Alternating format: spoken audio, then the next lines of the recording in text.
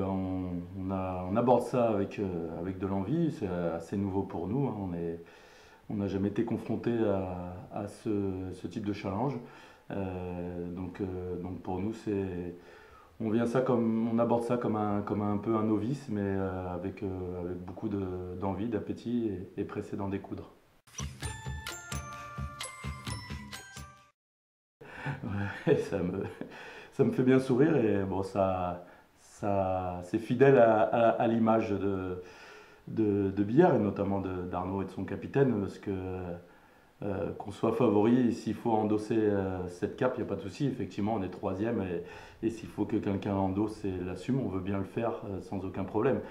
Maintenant, malgré tout, c'est quand même eux qui ont un petit peu l'obligation de résultat puisqu'ils ont affiché haut et fort leur montée en première division.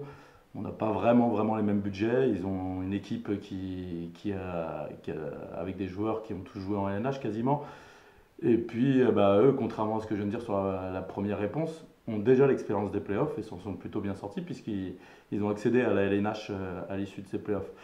Donc oui, favoris s'ils veulent. J'ai pas l'impression qu'ils y croient réellement quand ils disent ça, que les connaissants, je sais que c'est les rois de la blague. Ils ont clairement une obligation de résultat, c'est leur objectif très avéré. Ils sont redescendus en prenant en compte les leçons de la LNH et ils ont reconstitué une équipe armée pour monter en LNH. C'était clairement l'objectif, pas simplement d'aller en playoff, mais réellement d'accéder à la première division. Donc forcément que ça peut jouer comme pression les concernant. Après, on a gagné effectivement chez eux. Ils étaient diminués, ils seront quasi au complet, puisqu'il leur manquera que Vergely, qui est une absence importante pour eux, mais il leur manquera que Vergely. On parle de manquer de Kandjembeni, mais sans faire injure à Kandjembeni, il a été remplacé par Arnaud Fernandez, pardon, lapsus.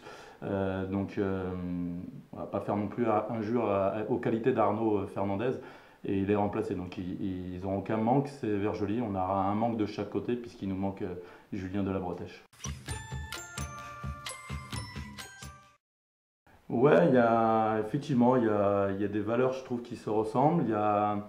Il y a un esprit de combat des deux côtés qui se ressemble. Il y a une projection vers l'avant aussi qui est assez identique.